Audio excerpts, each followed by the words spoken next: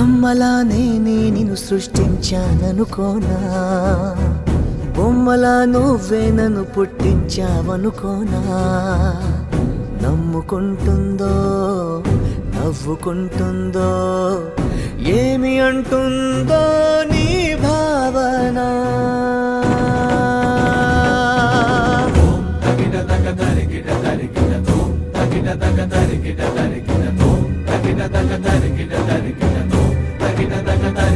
they